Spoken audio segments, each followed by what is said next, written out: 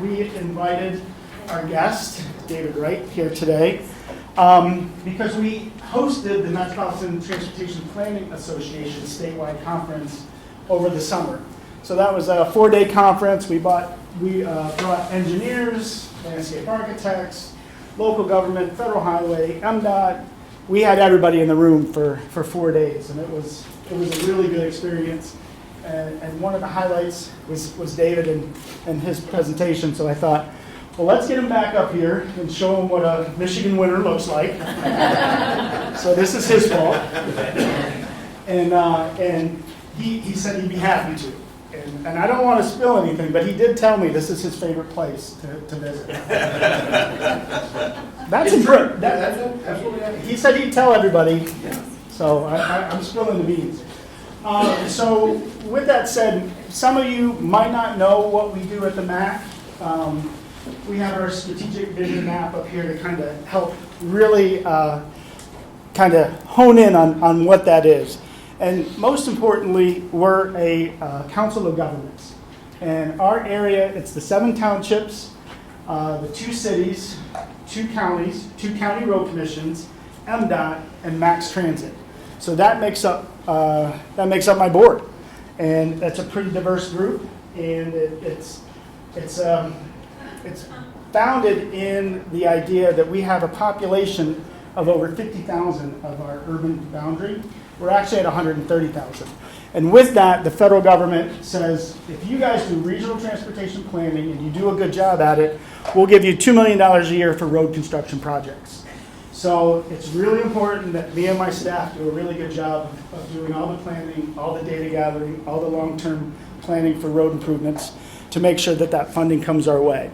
And with that, we have what I like to say is our mission and our vision.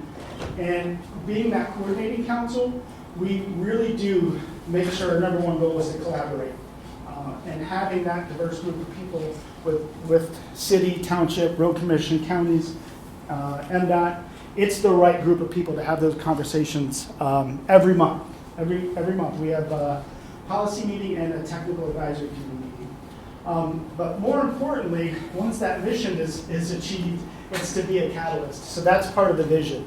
Like how can we be a catalyst to help from a regional perspective? So the one thing I like about our board is when we meet on a monthly basis, they do take off their I'm a township supervisor, or I'm a city mayor, and we talk about what's important to the region and how our regional transportation planning and our projects fit with what we're doing. So with all that said, we have lots of products that we produce, some yearly, some every 2 years, some every 3 years, but mostly transportation related, but certainly looking at bigger pictures because transportation does touch everything, whether it's land use, you can even get into the housing world, you can get into anything because transportation is key. So with that said, I kind of already went over the slide. Well, we want to make sure that today we just sit back, listen to David's presentation, what's happening in Bentonville, and then we might see a lot of things that we're doing already, some things that we might be able to do better, maybe some things that we didn't even think of. But certainly want to just give him a chance to share his story, and then we're going to have a good half an hour, maybe, or maybe a little bit more of question and answers, and just kind of have a discussion, and we'll see where this takes us. So with that, I'm going to let you take it away. And I'll take your controller. Yeah, take this, and you got your mic. And I think I'm hot. I think I hear myself. So that's good. Well, good morning. And Jason did spill the beans. I was telling him this morning of all the places that I've been able to go to tell our story. That includes, San Diego to Portland, Orlando, Florida, Tuscaloosa, Alabama. I mean, there's all kinds of different places. Holland is by far my favorite place that I've ever visited. And I think I'll show you as we go through a handful of these slides. I think you'll see. But before I get into that, what I really want to start with today is I'm going to talk to you about the way we've invested in outdoor recreation over the last 20 years, particularly with the bicycles. But I don't want to come across today as here's what we've done for bicycles. I want to come across today as here's what we've done in Bentonville in investment in our people, in our citizens. What we've really done in Bentonville, and I can give you the Cliff Notes version of this hour-long presentation, is we've invested in public spaces for people to use, and it's benefited our quality of life, it's benefited our economic development, and there's a bunch of different aspects that go into that, but at the end of the day, we've invested in the humans that live in our community to give us the best possible place for us to live, and in turn, that's created the best possible place for folks to visit. Barack Obama was in town back at the 1st of December. I flew in from Key West after Thanksgiving, got off the plane, went straight to Crystal Bridges to hear what he had to say. And he said one thing that I just really loved, and not to get political, I don't care what side of the aisle you're on, it doesn't mean anything to me, but what he did say was that the way we invest in public places, parks, libraries, places where our citizens can gather is really the best way to build your community, is to build your nation. And investing in that people. I really liked what the former president had to say with that. And so that's in my slide deck from now on. I was really honored to hear him say it because I feel like we've been saying in Bentonville for a couple of decades. I'm going to flip through a bunch of pictures right here of some of the investment projects that we made, but I'm going to stop at the first one because when you look at our downtown square in front of the old historic Walton's Five and Dime, Sam Walton's first store, I feel like that looks a lot like your 8th Street. I feel like it looks a lot like downtown Holland. And when I walked down downtown Holland, when I did it this summer, I joked because as I was walking around, after about 20 minutes or so, I started playing a game. I just started looking for something out of place. I was looking for a bubblegum wrapper on the side of the road. I was looking for any piece of litter whatsoever. And when I was telling Alec and Alex that the next day, they're like, well, hey, there's a fellow by the name of Jeff Genova. And I'm like, whoa, time out. That's a name that I know. Jeff's time back in Bentonville, I'd actually lost track of Jeff, but to find out that he was right here in Holland and doing a lot of the same things that we do back home in Bentonville really held true. This is the Benton County Courthouse in the downtown square. Right in front of that is the 8th Street Promenade. I'm going to talk a lot about that here in a minute. But that's a project that we've recently removed the vehicles off of a quarter of a mile road and turned it into a pedestrian-only promenade. This is the 21C Hotel and that very promenade. That car right there is actually a piece of art. It's covered in pennies.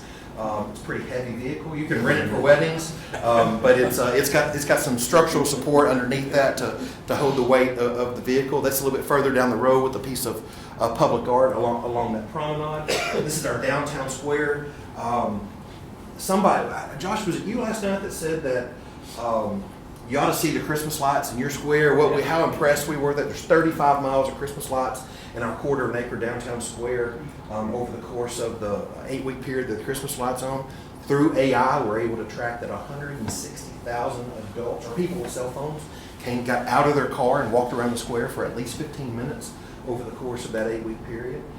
So we're seeing an ROI on some of the things that we're doing there. Crystal Bridges Museum of American Art is our world-class art museum that's in Bentonville. And if you don't care about anything else to do in Bentonville, this is alone the reason to visit.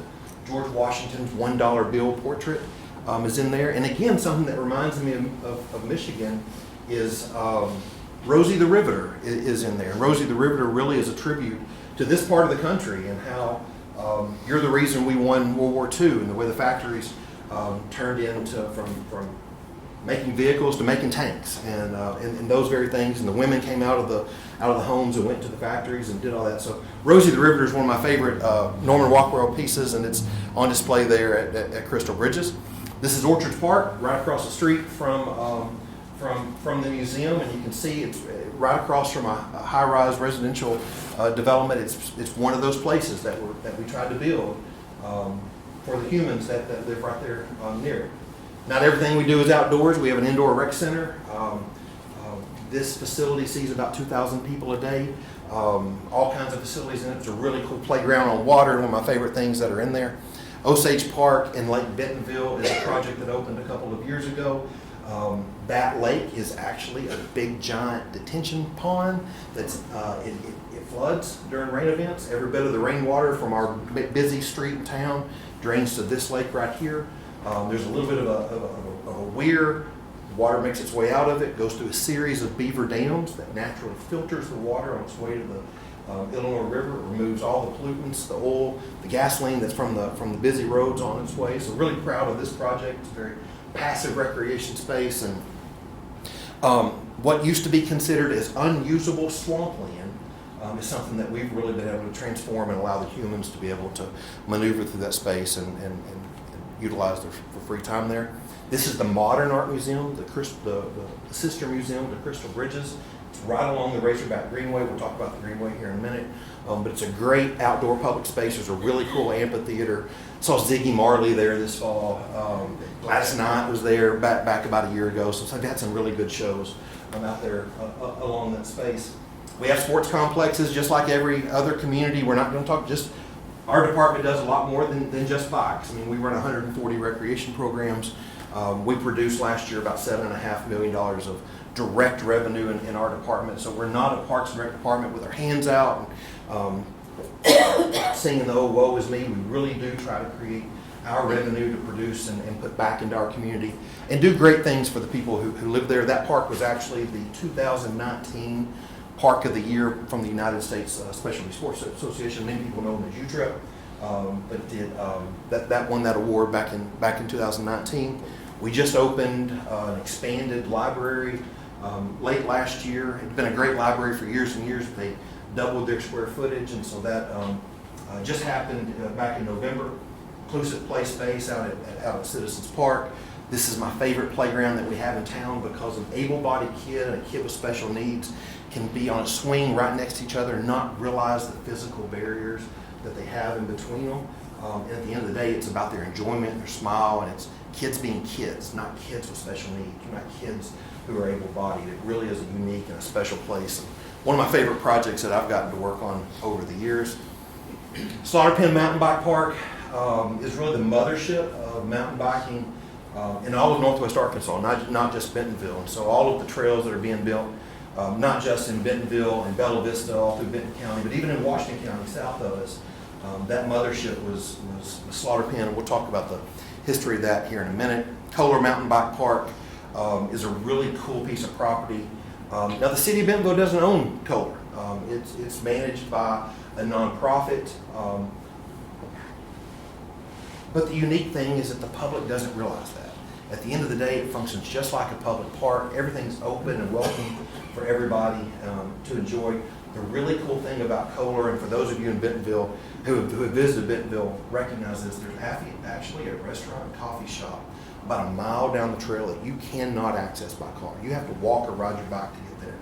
And when they told me they wanted to do this, I laughed and said, well, good luck.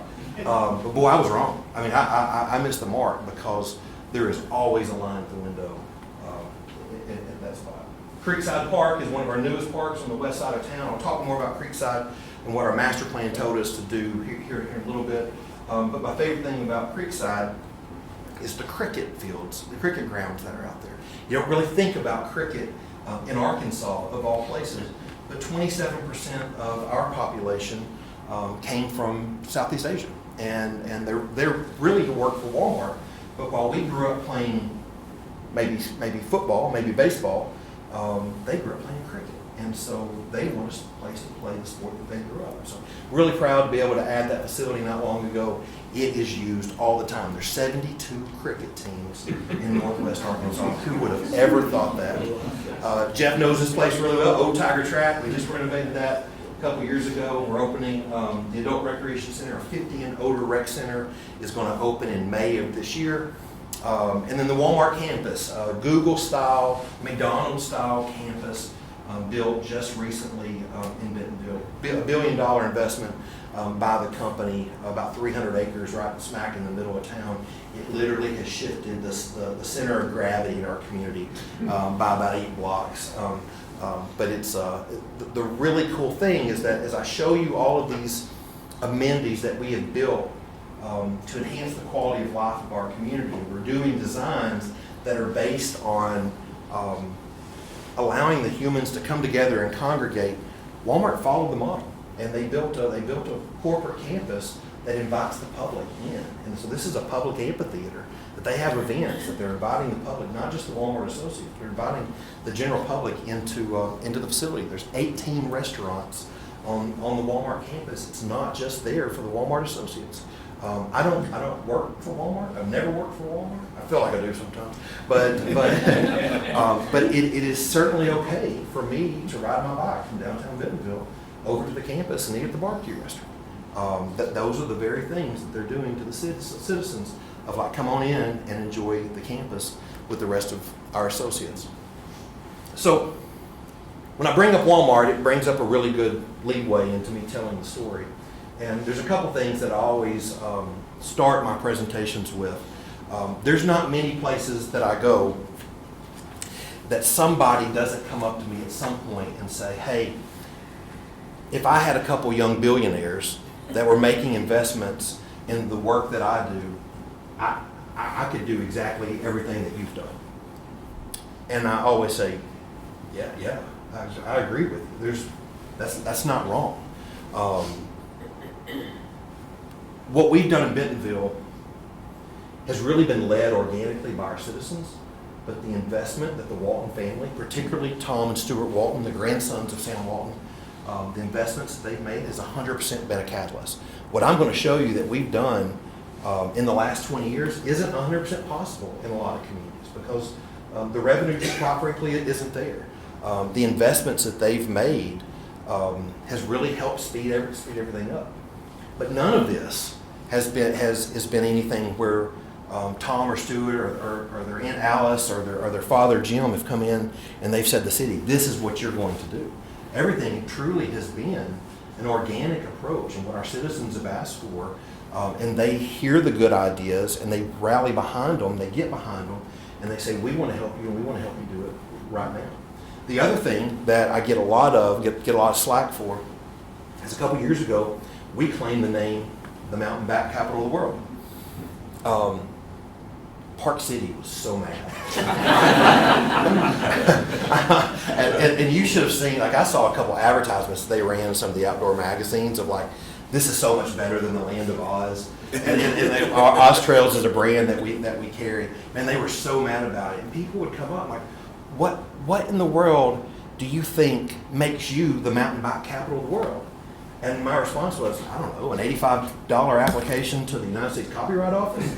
Like it's, I mean, we thought of it, you didn't. You've been doing this a lot longer than we have. But I always end with this.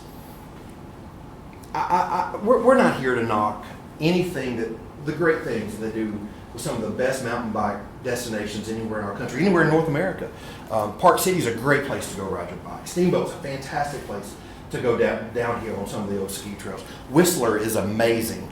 But you show me another town on planet Earth that has done what we've done in the last 20 years for mountain biking.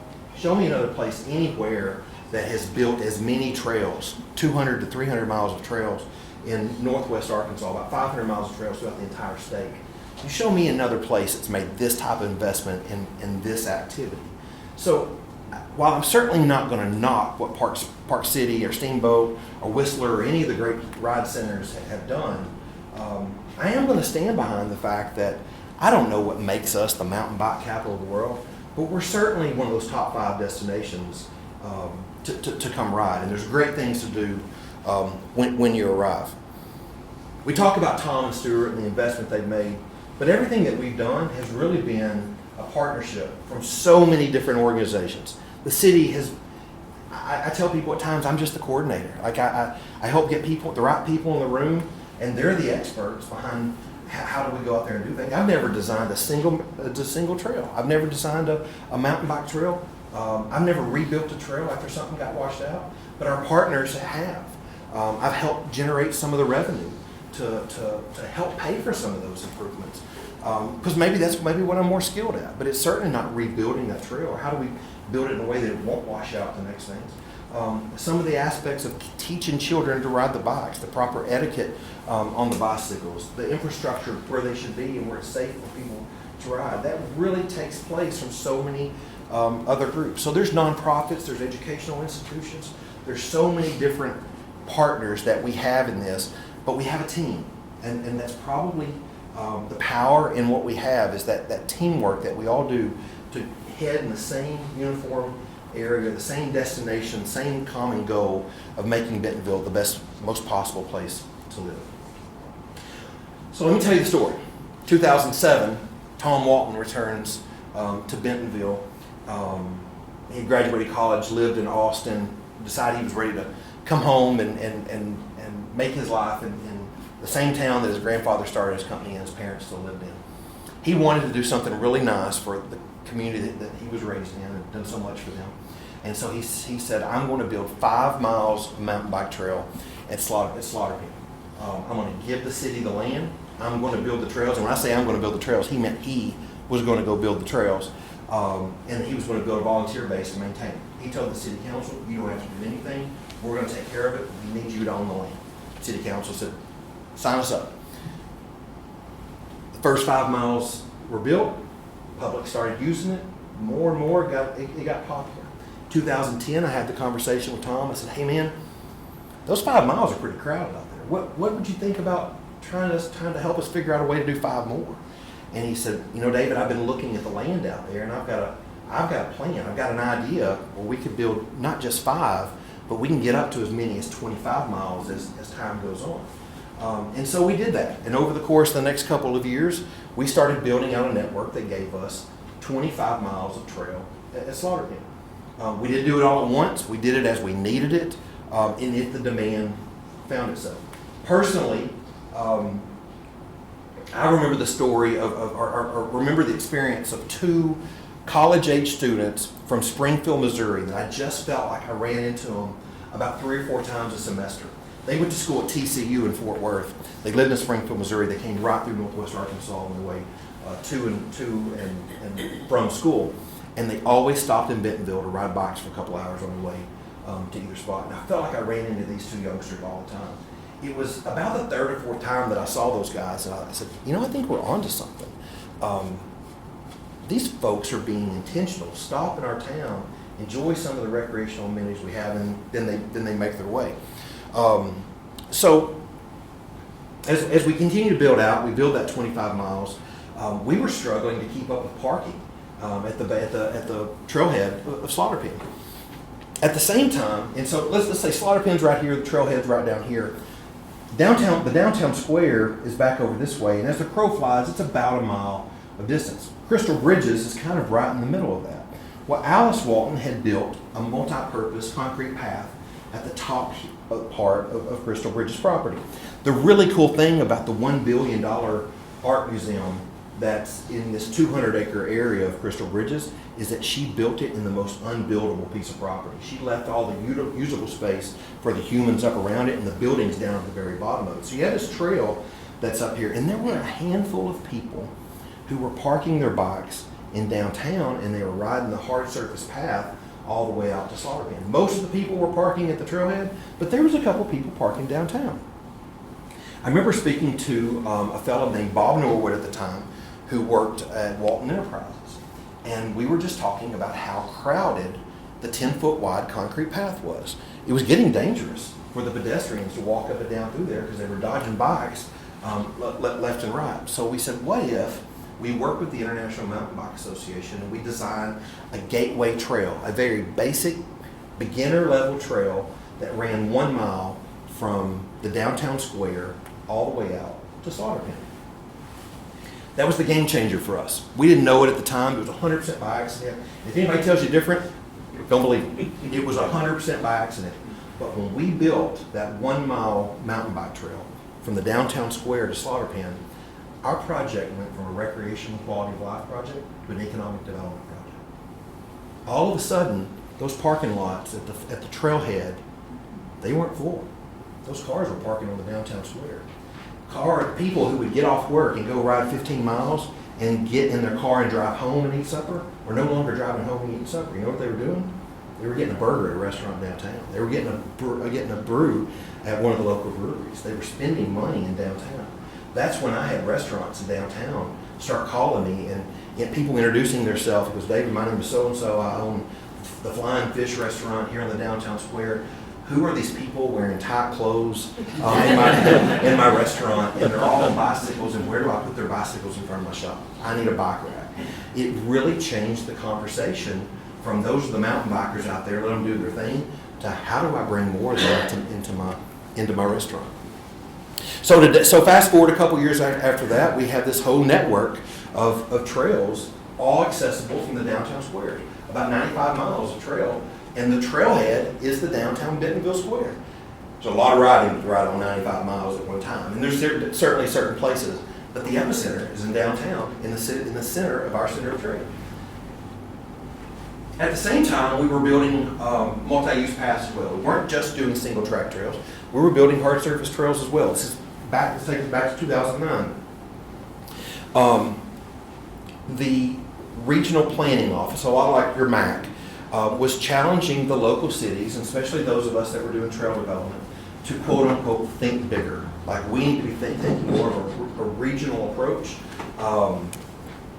And think more about just, instead of just trails in your city, think about how we're connecting to the neighboring city as well.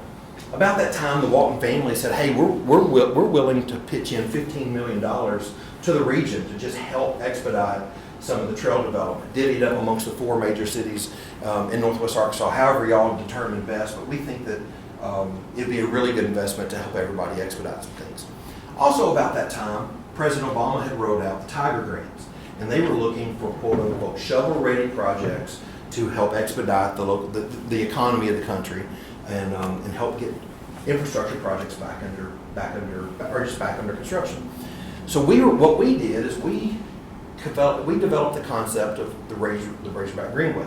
In Bentonville, we had done a decent job planning, and at least most of it was under construction, building about 10 miles of trail that went north and south in our community. In Fayetteville, about 30 miles south of us, they had done a really good job. They actually were already done. They had a trail that had went to the north and south parts of their community. But there's 2 towns in between us, Rogers and Springdale, that had done absolutely nothing. So what we did is we went to our local legislators, we wrote a grant, and we said, here's what we're willing to do. We're willing to take the 10 miles that are soon to be completed in Bentonville, that has no federal dollars attached to it. We'll take the 10 miles that are in Fayetteville, that's already done, has no federal dollars attached to it.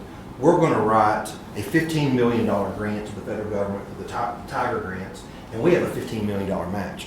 So what you're willing to do, if you will award us $15 million, we'll give you credit for the full 35 miles of trail. It's a $40 million project that you can take credit for $15 million. The federal government was like, let's go.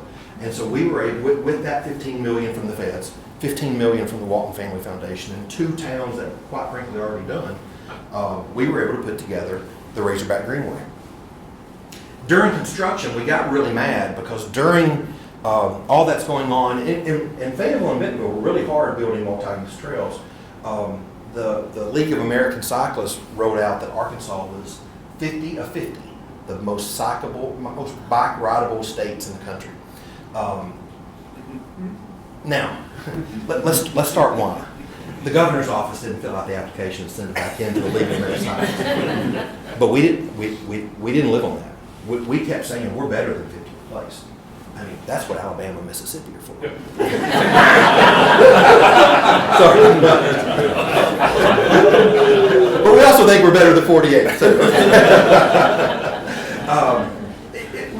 We used it to inspire our Arkansas Department of Transportation. We use it to inspire our governor's office to really roll our sleeves up and let's make bike transportation part of transportation planning. Let's understand that the bike plays a role in the development of our communities. We used it with our local transportation departments. And so it really became a conversation piece for no other reason than just remind ourselves of like, we need to be better than this. We were better than this. We knew we were better than this. We were mad about this.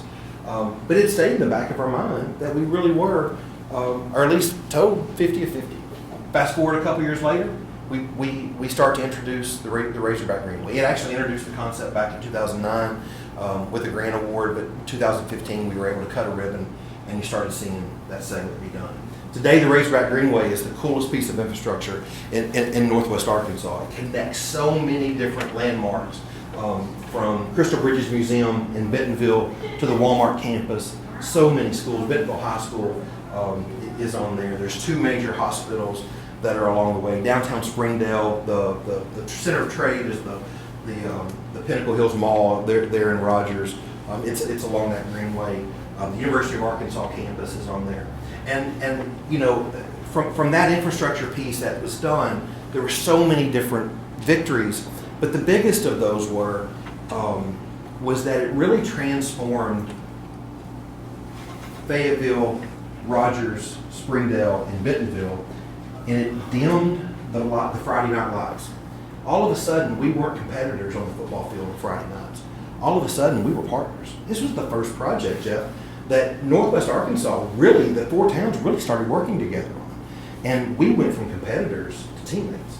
We learned, because of this project right here, that we were so much more powerful as Northwest Arkansas than we ever were as Bentonville, as we ever were as Fayetteville. So now, today, we do a lot better job going to Washington, D.C. and talking to elected officials about the needs that we have in Northwest Arkansas. We understand now that if Fayetteville gets a new manufacturing plant, they get a new business that comes to town, that's not just good for Fayetteville, that's good for all of us. And so we celebrate each other a lot more. We talk about our population of Northwest Arkansas. We just don't talk about the 60,000 people that are in Bentonville or the 110,000 people that are in Fayetteville. We talk about the 1.4 million that are in Northwest Arkansas. We see ourselves a lot more of a region, and we're stronger, and we're a better place to live because of those very things. One of the things that we wanted to do, not just to the Razorback Greenway, but our trails across the board, is give our trails a personality. If you throw the concrete trails out there, that's all they are, the concrete. And they're more than that. They're a connection. But when you start adding art and amenities along those trails, you start giving your trails a personality. It brings more people to the infrastructure.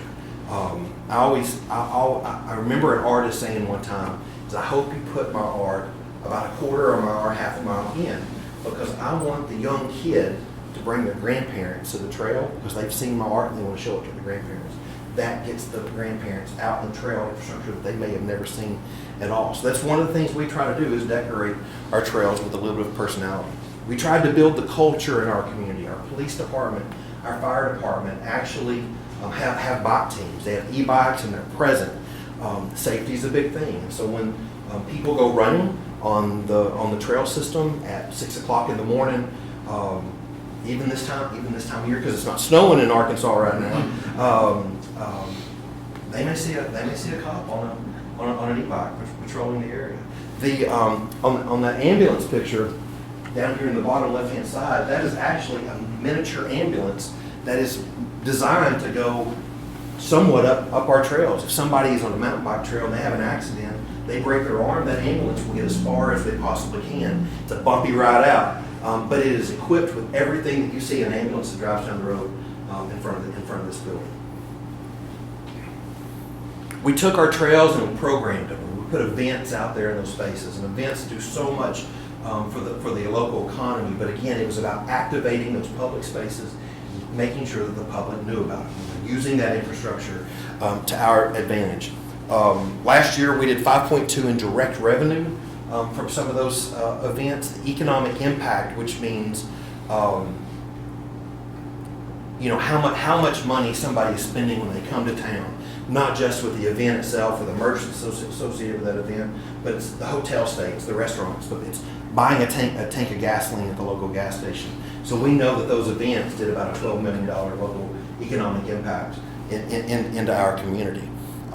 Events do so much good for the community that they boost the local economy. They're there, they promote your trail, they promote that infrastructure, it keeps bringing people back. But for the people that never touch the trail at all, they're benefiting as well. They're benefiting because they own the local Italian restaurant. Their sales tax dollars helps fix the pothole in front of their home. So everybody wins because the trail infrastructure is there. Directly from our department, we do a couple events as well. A lot of those events that we showed you, we bring in groups from out of town to do, but we do 2 signature events where we make money as well. The Square to Square event is an event that occurs twice a year. It's a partnership between Fayetteville Parks and Recreation and Bentonville Parks and Recreation. We ride from the historic Bentonville Square to the historic Fayetteville Square 2 times a year. In the fall, we go south, and in the spring, we go north. Each of those rides do about 2,000 riders. We do staggered shifts. It's not 2,000 people all at one time. But in those 2 events, we take all the expenses. Each city pays 1 season of it. We put the money in one general pot. At the end of the year, we split it 50-50 we grow, so we net, total last year, we did about $70,000 net for our department. Fayetteville also made $70,000 as well. It's a really good example of how a parks department can utilize some of that infrastructure, and it's okay for us to make a little bit of money in some of our programs. We're serving our citizens first, we're promoting our trail, we're getting people out there on that trail, but we're creating a little bit of revenue to help maintain that trail in the long run. The other one, and more profitable, is is our half marathon event. Jeff actually helped train me 11 years ago to run the Bentonville half marathon. It was about 2 or 3 years. Oh, I will never do that again. I appreciate Jeff, but it's not my thing. But today we have about 5,000 runners in the Bentonville half marathon. The last 3 miles of that marathon is along the Razorback Greenway back up into downtown Bentonville. We net now about $175,000 a year from that event. It's a huge community event. Whether you're running or whether you're ringing a cowbell at the finish line, our citizens really turn out for it. But again, it's another way that we're profitable and we help increase the cost recovery rate of our department. It's really important that when you build these networks, when you build these parks and all the infrastructure that you're building, is that you tell your story. I think a really good example is that Bentonville has been telling their story since the very beginning. We've brought in influencers. We've brought in bike magazines to come in and they'll do, like Outside Magazine did what they called their bike Bible. And basically they bring every new model of mountain bike that's going to be put out that year. They'll send one model of every bike to Bentonville. They'll put the bikes together and they will ride that bike on our trails. And what they're really doing is they're selling bicycles, but the pictures that they're on are our trails. And people are learning. They're learning not just what the best models of the bikes are, but they're learning, like, look at this really good ride center that's been built. There's a reason I'm here. I mean, there's a reason that I'm out telling our story. It's to spread the word about what we're doing in Bentonville. I'll tell you that my friends that work for the city of Fayetteville, they're doing great work too. They're not telling the story. So you hear about the work that we've done in Bentonville because we tell that story. You're not hearing as much as what they're doing 30 miles south. And it's great work. But because they don't tell the story like we do, they don't get the attention. They don't get the notoriety. We're still a better ride center. You don't need to always remember that. But they do great work there as well. So it's really important to tell your stories, whether that be through social influencers, whether that be through magazine articles, whether that be attending conferences and talking about some of the work that's going on. It's really important to do those things. Here's a couple of things that different groups say. The USA Today, the Wall Street Journal are certainly places. You see, the Wall Street Journal said it's becoming the new capital of cool. I always thought that was a really good thing. Strong Active Towns on YouTube has done a recent publication. We actually walked the full quarter mile of the new promenade, and we talked about everything that's on there. So if you go to YouTube and click Active Towns, there's a 45-minute video that's on there. And then there's 6 United States streets that are become pedestrian zones in 26. Ours is on there.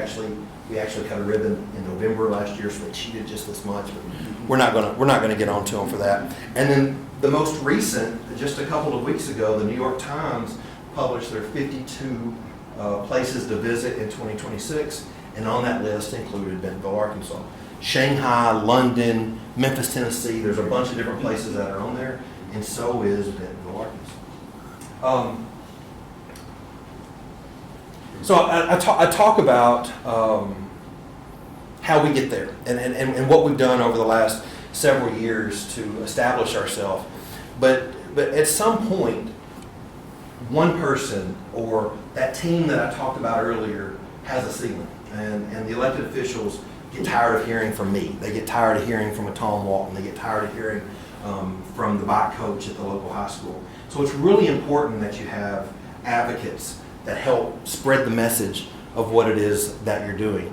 I remember telling a group of people, quite frankly, I said, I feel like I've become the teacher from Peanuts, and that I may be standing in front of the elected officials, but they're hearing the same thing that they've heard for years.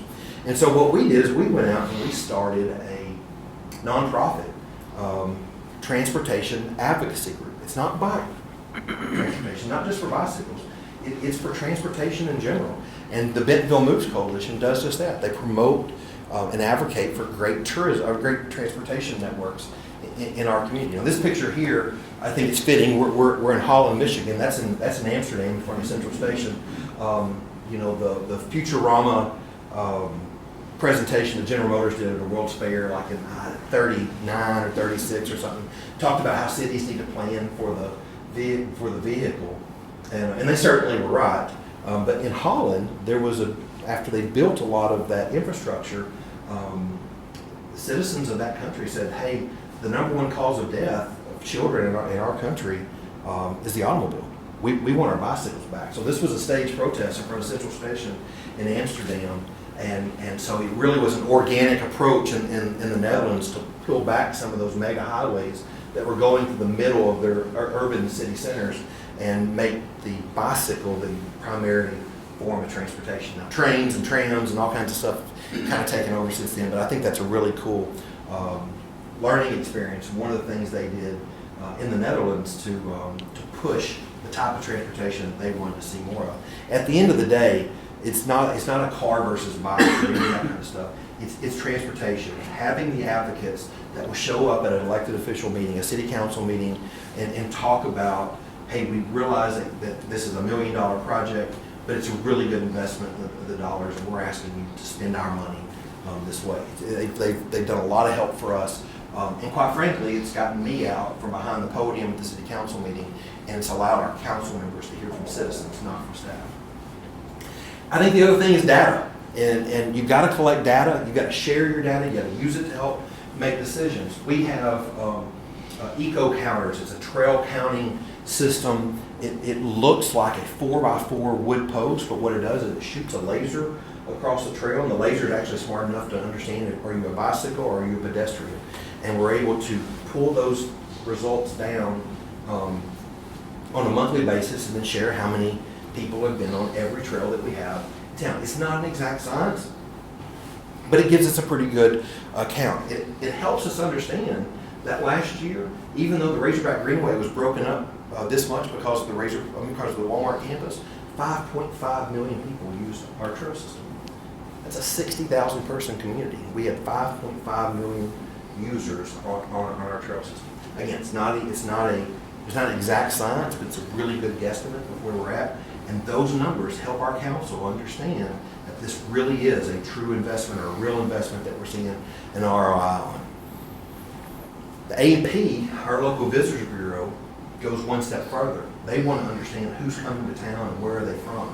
So the people that are coming to our community, they know that the top states of folks that are coming from Oklahoma, they're coming from Texas, they're coming from Missouri, they're coming from Kansas, even a little bit of Tennessee. They can draw that circle and understand where people are coming from. That helps them make decisions on where to advertise and to promote Bentonville as a great cycling destination. They understand day trips, they understand how far you're coming, and so all of that data is there. Personally, I use the data. I want to know when people leave our parks after their public recreation programs, where are they going? You want to take a guess, the number one destination that people go when they leave our sports complex? It's Chick-fil-A. But you know that half marathon event that I was just telling you about? I sat down in front of Mark Hufford and I said, this is how many people that we're picking up that are coming to your restaurant after they leave Memorial Park. Like, you're benefiting from our park system. I'm not asking you to get it for free, but will you sell me chicken biscuits for $1.50 a pop for every person that finishes the Bentonville AK Marathon? We need to fuel our runners when they cross the finish line. Give it to me at your cost. And he does it every year because I give him that data. That is important. Collect it, use it to your advantage, help you make the best informed decisions as you do it. And there's all kinds of different ways you can do it. I think right now, we've been using Eco Counter for years, but Placer AI is changing the world in how you collect data. And I know there's a lot of negatives about AI, and that's a different conversation of itself. But for us, just tracking how many people are using our parks, how many people are walking through the Christmas lights, how many people and where are they from are using our network, it's doing a lot of benefit for us. And let's talk about that benefit. Let's talk about that ROI. This is actually an old number, and there's a study that's been in the works, and it's supposed to have been done by now But this is a number that we produced back in 2017 or 2018 that we, 17, there you go. We understood the economic impact that the cycling industry was doing for Northwest Arkansas. So this is all four major cities. This is Benton and Washington County. But what we knew is that $137 million a year was the economic impact from what we've been doing from a bike network. Now, 137 is a big number because there's health benefits in there as well, and that's really hard to measure. It's hard for city councils to see the value in some of that at times. We like sales tax dollars, so let's dial in. Let's go to 51 million. There's still a huge reason to benefit from 51 million dollars that people are spending in bike shops, or spending in restaurants, or spending in breweries, or spending in hotels. All of the infrastructure, all of the businesses that are in place because of the cycling network that we have in place. That $51 million is that annual return, and that's in 2017, y'all. That's 10 years ago. My gut tells me that number's doubled in the last 10 years. I don't have any science behind that. I can't prove that. It's just a gut feeling, but I feel certain that it's significantly higher than it was almost a decade ago. One of the things people often ask me is, like, we talk about the NIMBYs. Like, I'm supportive of the bike network, but not in my backyard. NIMBY, not in my backyard. And 20 years ago, the NIMBYs were everywhere. I mean, they were as prevalent as they are in any community. But we've seen that number go down over the last couple of decades, probably over especially the last 10. One of the reasons, and I'm always hesitant to show this slide because it brings up the topic of affordable housing, and that's a different crisis in of itself in our entire country. I'm sure it's here just like it is in Bentonville. But one of the things that we went out and did is we started looking at home sales around the Razorback Greenway. And we just took basic 2,000 square foot houses, 3-bedroom, 2-bath, and we wanted to understand what was that home selling for within a quarter of a mile of the Razorback Greenway versus 2 miles away from the Razorback Greenway. And we learned that the home closer to the Greenway was selling for about $15,000 more than the one that was 2 miles away. What real estate agents are telling us now in Bentonville and in Northwest Arkansas is the top question they get is, how close am I to the bike trail? It's all about proximity. The best trailhead is your driveway, and people realize that, and so they don't want to have to drive to the trailhead at the bottom of the slaughter pen. They want to leave their house, hop on the network, and make their way to the trail system. So we talk about all those benefits, and one of the things that we did to be successful is that we really did a lot of strategic planning to help us understand that. It's so important for cities, for departments to have a solid master plan and a vision plan of where it is that we want to go. We're actually about to start our next one for the next 10 years. But in 2017, we passed what we call the Play Bentonville plan. There were 4 main visions that came out of that Bentonville plan. We talked about building a looped trail system, a multi-use path that circled the community, very similar to the Minneapolis Grand Rounds. That's kind of the model that we use and so forth. We talked about the 4 quadrants of our community and having them equal and equitable as far as the types of parks and the amount of park space that was in each of those. We talked about the enhancement. There were some parks that needed some love. There were parks that had been there for 40 or 50 years, and how do we start enhancing old parks, but how do we start building new parks to meet the needs of our residents? And the 4th of those was the public spaces in our downtown. Let's start there. So we recognize that in our downtown, again, we go back to 2017, we had 6 areas of public spaces in our community, in our downtown area, that was just difficult to get from one spot to the other. You had to dodge vehicles, the sidewalk infrastructure wasn't the best, and so when we really started studying that, we understood that probably the most effective thing we could do is take those 6 public areas and start to weave them together like a quilt into connectors. And that was the birth of the Quilt Parks. When we combine that with our bike ped strategic plan, and we understand what it is we want to do from the cyclist standpoint, we asked our citizens, where do you want to go? The thing that we heard, and I think this is And maybe it's another slide that I'll show you next. We did the bike ped plan about the same time that the transportation department was doing the transportation street plan. The transportation street plan asked our citizens, do you want to see more bike infrastructure associated with your transportation department, transportation projects? 87% of the people responded and said yes. It made it really easy to start integrating some of these bike trails into the transportation projects because so many people responded that way. So we built this map. Again, not every road needs bike infrastructure next to it, but how do we get it where it's accessible enough and available enough that everybody in our community benefits from it? Well, when we get done with this, and we're not all the way there yet, we're probably 70% of the way, but when we get done with this, 81% of our residents will live within a quarter of a mile of a bike trail. Again, it's part of building a city for the humans. It's not about the car, it's not about the bike, it's about the people that live there. I'm not going to sit here and tell you that we're going to eliminate all the traffic in Bentonville. We're not.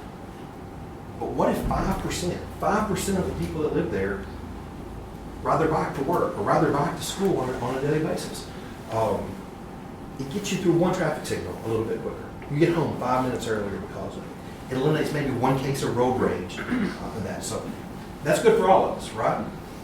I think the big win through that bike ped plan that happened at the same time as the master street plan, we were able to take those two plans and integrate them as well. And then we were able to pass it by ordinance. Well, we had passed our bike ped plan for years through a resolution that really didn't have any teeth behind it. When we passed it by ordinance, it required the local developers that if they were along that master street map, that they had to build the infrastructure for us. So they donated the right of way, or they dedicated the right of way, and they actually built that trail. The bad side of that is you end up with a couple segments. The good news is that you end up with a couple segments, and those segments are built for you. They're built by the local developer, and we're able to come in and fill in those gaps in the long run. Anybody in transportation will understand what these things are, but you understand that it doesn't have to be an on-street bike lane. It can be a shared use path adjacent to it called side path. But all of those blue lines that I showed you in that map have some sort of bicycle infrastructure attached to it. This is one of those projects. This is actually a road diet that we did on 3rd Street. This used to be a 3-lane road with about 14, 15 foot wide lanes. Cars used to drive down this road at 50 miles an hour. The turning lanes were into driveways. So we were able to convince the former transportation director, he's moved on to the private sector now, of like, hey, let's shrink the lanes, let's slow vehicular traffic down, let's create a 2-way bike lane through there. And so we have 2 lanes of vehicular traffic, 1 bike lane, and let's create a corridor that heads out to the west part of our community and tie it back into our downtown. And that's our 3rd Street project. The next project is our 8th Street project.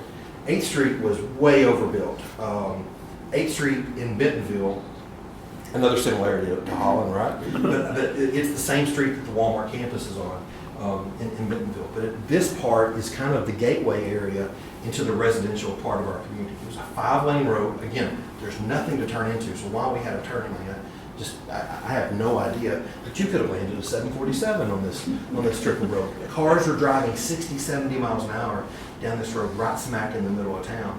So we were able to come in and do a road diet for this. And you can see on the right-hand side of the screen, you see the bike paths that are there. You actually see an area that is parallel parking for a future park that I'll show you in just a second. And then there's 2 lanes. It's still way too wide. We probably, if money was, if you grew on trees, it'd be great to have a median that runs right down through there to really slow vehicular traffic down.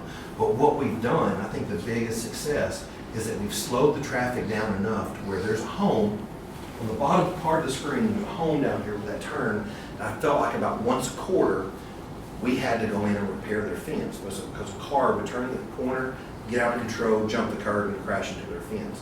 I felt like that happened 3 or 4 times a year because the street was over-designed, overbuilt. We built a road designed for 70 miles an hour. We put a 35-mile speed limit on it, and did we really expect people to follow that?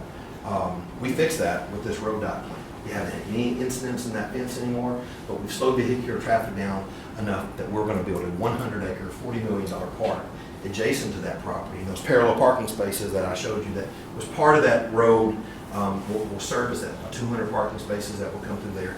And again, this is just another investment that we're making in the people that live in our community.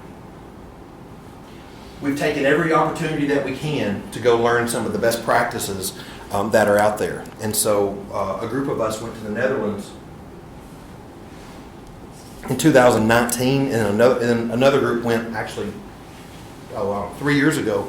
But you can see some of the things that we learned about the Netherlands. This is in Delft, at the TU Delft campus, and you just see the really good bike infrastructure next to the road.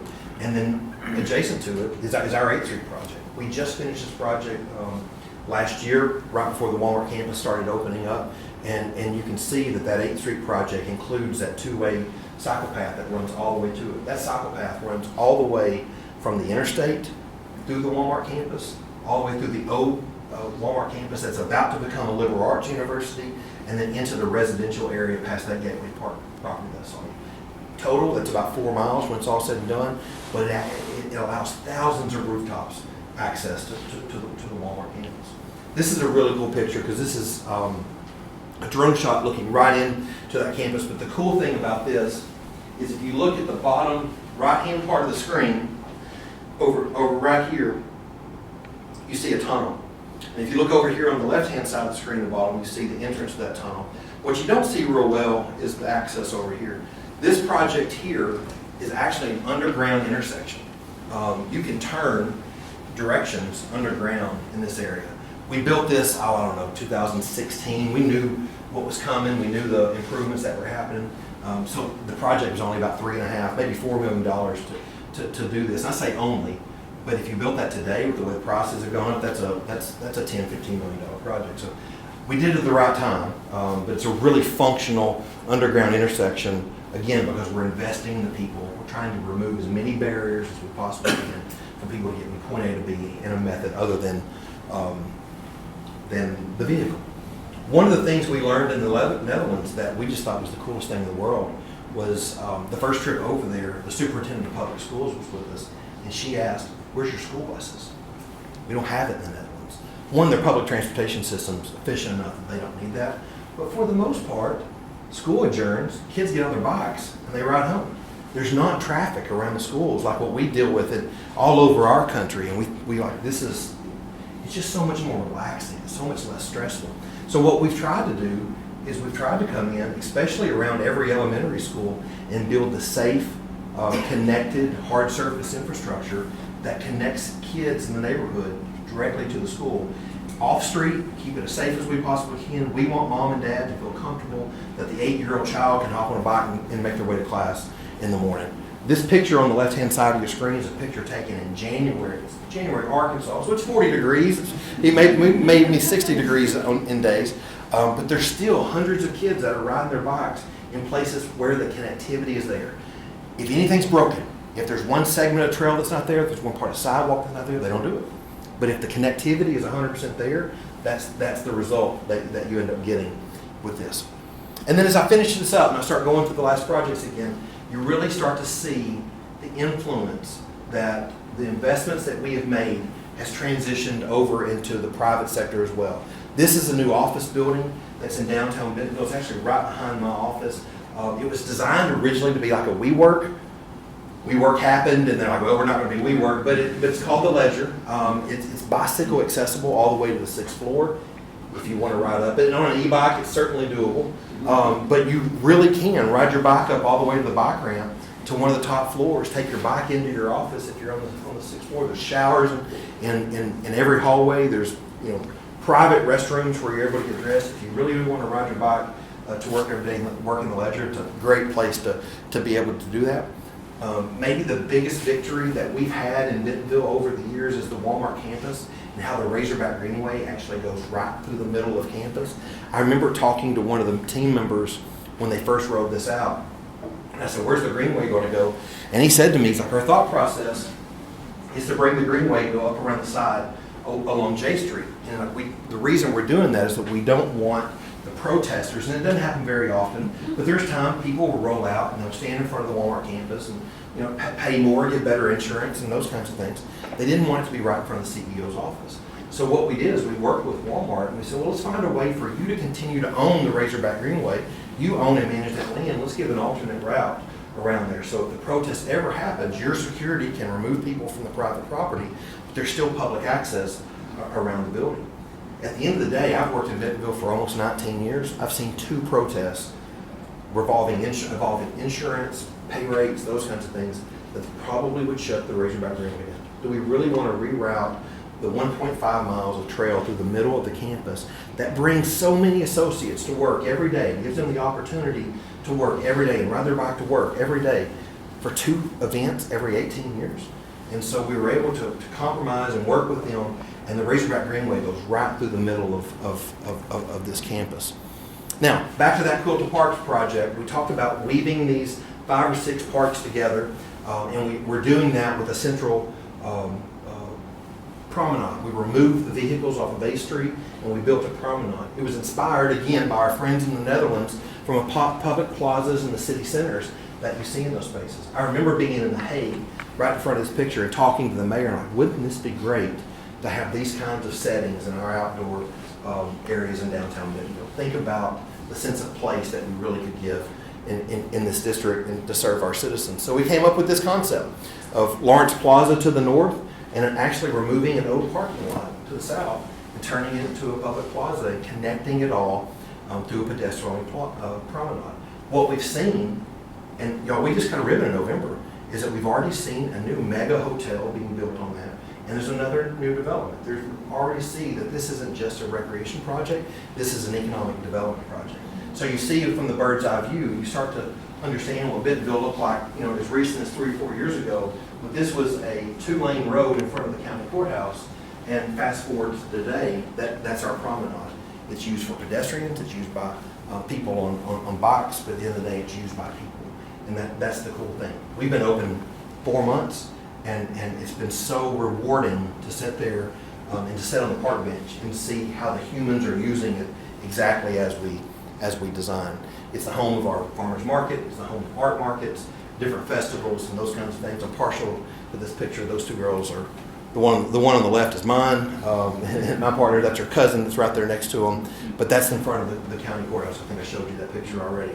But understand the sense of place in those very areas that are right through there. Lawrence Plaza is our ice rink. Y'all got a fantastic one. I'm so proud of what y'all done. Then Jeff and I were down there yesterday, but ours opened about 13 years ago, and our promenade goes right through that public space. I'll end on this. I think maybe the most recent victory that we've had is last year, the moving industry said that more people moved to the state of Arkansas than any other state in the union. Are you serious? Arkansas? Like, we know what y'all say about us. It's not true, by the way. But more people moved to Arkansas than any other state in the union. And do you know that 40% of the people that moved to Arkansas moved to Bentonville? They didn't move to Benton County. They didn't move to Northwest Arkansas. They moved to Bentonville. They did it. They did it because we have jobs. We have great schools.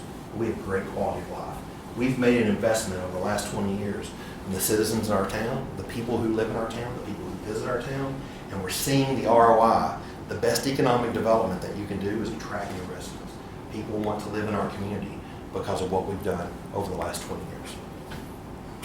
That's really what I have. I don't know how long I went.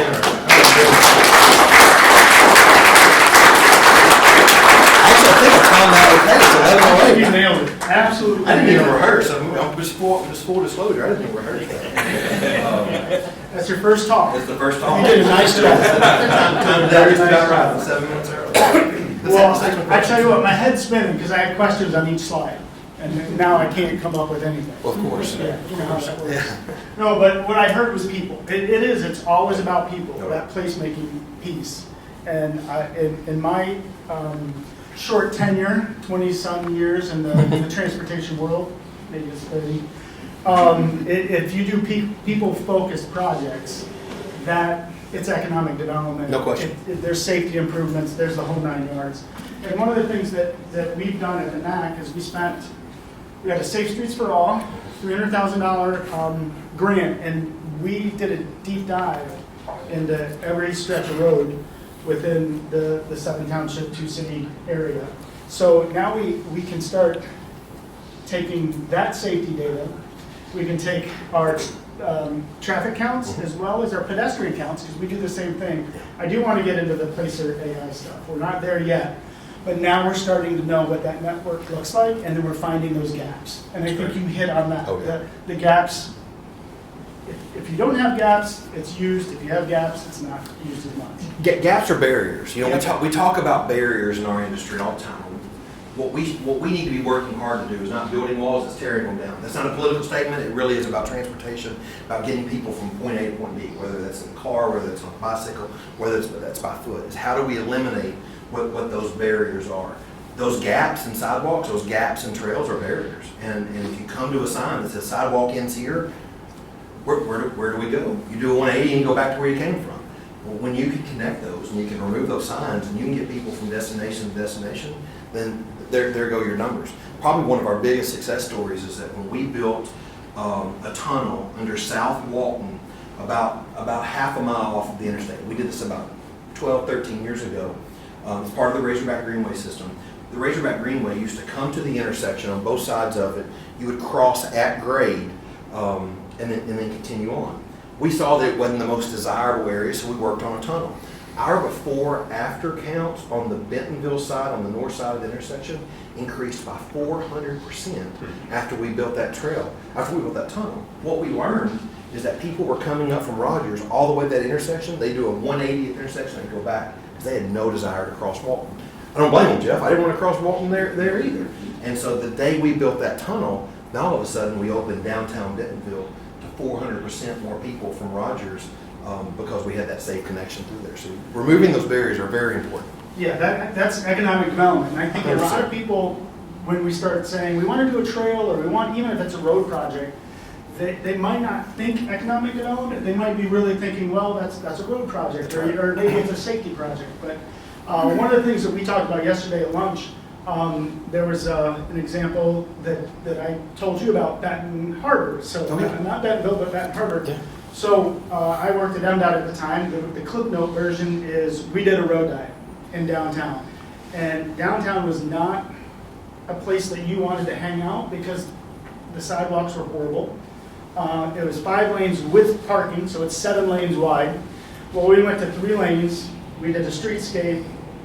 And all that was based on talking with the public. Yeah. What do you want to see? And what it comes down to is it's public spaces. It's people focused. So we worked up the design, and the CEO of Whirlpool said, you build that, I'll move my world headquarters to downtown Benton Harbor. And they did. It's that easy. So it was a $10 million infrastructure improvement project in 2008-9. And then in 2012, I think they built their $50 million world headquarters. So my question to you is, like, that business side, Yeah. like how does that public infrastructure interact with business owners? Because I think we all want the same thing. Yeah, there's no doubt. And if you can get them in the same room, that's great. And I think you said something about the Walton. Yeah. So a unique story with me is back in 2008-ish, somewhere in that area. I hadn't been in Bentonville all that long. And Tom Walton, Sam Walton's grandson, said to me, David, I really don't have a whole lot of interest in my grandfather's company. What he meant by that is I don't have an interest in working for my grandfather's country. Retail's not really my thing.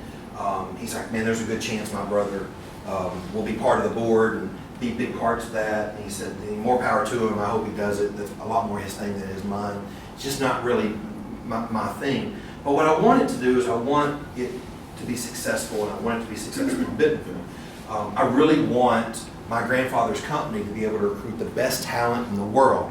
And what he meant by that, he wasn't talking about from Fayetteville or Joplin, Missouri. He was talking about somebody from London or somebody from San Francisco or somebody from New York City or Miami to be able to come here and recruit the best possible talent to come in and run this country. And again, I joked earlier about Arkansas and the mentality of what may be out there, and the guys playing banjo down the street and the whole deliverance aspect of it or whatnot. But how do we tell people that Arkansas really is a very livable place to reside? And so Tom said then that day, getting close to 20 years ago, is that what I want to do is I want to work with you and let's make Bentonville the most livable place that when people live here, that or people visit here, they're like, hey, I can see my family living here. I can see my kids growing up in this community. I see a high quality of life in a community that has great schools, that has low crime, and has great parks and great amenities, a lot of really good things to do that keeps us entertained and is fun to live here.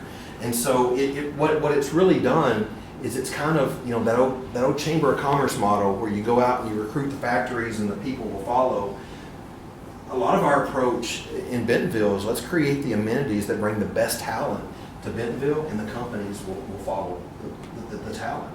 And so you've seen initiatives anywhere from not just the infrastructure that we've built, but you've even seen some tech initiatives where they'll give you $10,000 in a mountain bike to move to Northwest Arkansas and commit to live there for a certain amount of time. The Northwest Arkansas Council worked on that. Tulsa had done a similar initiative not long ago. So you've really seen an effort to recruit the best talent to Northwest Arkansas and to utilize this infrastructure to help you do that. No, I love it. That's fantastic. So I should open it up to questions because I could talk to him all day long about everything, but Joey. Yes, sir. David, thank you. This was fascinating. Great, thank you. I'm a part of a couple of different groups in the community that both have been talking about looking at comparative communities to think about what's next for our community, and Bentonville was on the list, so this is particularly timely. Thank you, Jason. One of the things that I'm really curious about is the promenade and bringing that downtown. There's been discussion about that loosely in our community, and immediately the pushback from the retailers is like, no way. People need to be able to park at the door to be able to come in. How did you handle that with your retailers, and what have you seen from a traffic standpoint into those stores? Yeah, that's a great question and really fair. I think a couple things to note. One, when we introduced the concept of the promenade in downtown, we worked with every business along the way to get support. And I'm not going to tell you it was 100% approval, but it was really close to 100%. People were on board from the get-go. We showed examples of some of the best promenades anywhere in our country. Boulder, Colorado, and Santa Monica, California, Burlington, Vermont are three of the best ones out there. Boise, Idaho has a really good one as well. We talked about the economic development that occurred and came along with that. The other thing that we had going in our favor is that we have a really strong downtown merchants organization that does First Fridays. It's a festival on the first Friday. One of the farmers markets occur on Saturday morning and Wednesday afternoons. Different festivals took place in that space all the time. So my first conversation wasn't with the merchants, it was with the transportation director. And I went to Dennis and I said, what do you think about this concept? I was scared to death to ask him the question. And he just kind of laughed it off. He's like, heck, you're right. The road's closed all the time anyway. And so I would tell you that in Bentonville, it wasn't that much of a change because we were always closing the road for different events and those kinds of things. The other thing that we talked about is, you know, when you move that parking that's in front of those stores, you've got to account for where it's going to go. So what we did is that we worked really hard to make sure that we were providing adequate parking around there. Now, there are some people in this world, it does not matter how many parking spaces are within a block away, they want to park in front of the front door. We call that a walking problem, not a parking problem. I don't say it to their face. but it's part of that. What we've done in Bentonville is that there are 2 parking garages that already existed that we opened a whole new floor. So we've created about 200 additional parking spaces. We've removed about 40 parking spaces along the promenade. We've opened 200 spots on the north end of that promenade. On the south end of that promenade, we're actually taking a current parking lot that has 110 active parking spaces. People are parking there today. And we're going to take it offline here in about 6 weeks, and we're replacing it with 238 public parking spaces and a new garage. So what we did is that we worked with the local parking district to add parking spaces, and what we've sold to our community is while we are removing those 40 spaces along the length of the road, we're replacing it, you know, by double, by triple, to be able to do that. The other thing that maybe the biggest challenge that we had is that 21C hotel that was in that space, that was their valet parking. That was their front door to their building, and they loved the front door for the pedestrians to be able to come in that space, but what do you do to my valet parking? So we actually took a city street that used to turn onto A Street, we turned it into a cul-de-sac, And now there's no other traffic that's on that road except people who are coming to their valet parking. We actually shifted it down about 100 feet to the north, and we said, it's yours. And so those solutions oftentimes can present themselves to you, like that one for 21C. But we had to make other investments, part of that project, to add additional parking. If you just go in and you go into that scope and you look just at that promenade and not how it affects a block or 2 blocks off of it, it's a swing and miss. It's not going to be at the success level. You've got to think about it not just from that promenade area. You've got to think about how it impacts you 2 blocks away. From parking, from pedestrian flow, for drainage, like all of those things are part of that. And so you've got to make sure that you're seeing the big picture when you do those things. It's so much more than just that quarter of a mile. It really does affect you 2 or 3 blocks both directions. Thank you. So I'm going to just jump on that real quick. You talked about the NIMBY side of things and how that kind of, so it sounds like data and information and listening really helped with that in that particular case. No question. But other areas, like, is it just that you keep hitting home runs? So the NIMBY folks are like, well, this is kind of nice. I think so. And we talk about home runs, and a lot of those projects that we show you certainly can be ruled as that. The thing about this is that everything we do, we go to the public and we ask their ideas. The promenade, the Quilter Parks, was not a David Wright concept. It was not something that Mayor McCaslin or Mayor Orman came up with. Our citizens came up with that. Our master plan that was driven by 28 public meetings from our citizens. It was those meetings where people said, hey, we love the fact that Lawrence Plaza is 2 blocks away from Dave Peel Park. This splash park and this ice rink is a lot of fun, and this destination playground is a lot of fun. But I can't get there. Like, I can't leave Lawrence Plaza and safely take my family of 4 to Dave Peel. How do we improve this? That solution was that promenade. And so the promenade wasn't just an opportunity, it wasn't just a home run, it actually was fixing a problem, a real problem that was there. But at the end of the day, it was driven by our citizens. If it's my idea that I'm forcing upon people, they'll run me out of town, and rightfully so. It really was a coordinated effort because our citizens identified the problem, and we're just there to fix it. All right, so I got some more questions here. How about I'll start here. I got a question maybe around kind of some of the regionalization inside of like partnerships that you've had with the multiple organizations and entities that operate in kind of this whole network of outdoor spaces. From a collaboration standpoint, we've got a community that's about 30 miles to the east. We've got one that's about 20 miles to the north. We've got one that's about 12 miles to the south. Some connectivity, some conversation that's been happening. Have you found that there's been any like particular things that have been successful? I mean, each of those partners all have kind of their own silo, they like their own priorities, their own, like, how do we get out of some of those, like, or not get out of it, but like, what are some tricks or some ways that you guys have found successful to like work together where you can? And obviously everybody's got to, so it's that balance of like working together, but also everybody's got kind of their own like lane that they got to stay in. So I'll stand here and talk about the Greenway and how it was a transformation, and dim those Friday night lights or whatnot, we're still competitors. And so, Bentonville still wants to be better than Rogers, and Fayetteville still wants to be better than Springdale, but we know we're stronger together. So what we do, and I think this happens in so much areas more than just parks and trails.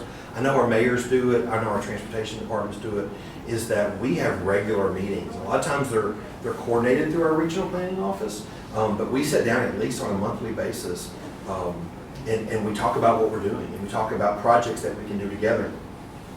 That Razorback Greenway was really one of the first major home runs, if you will, of that, and that put together the Razorback Greenway Alliance. It's the management board for the Greenway, and every city that touches the Greenway has one representative that's on there.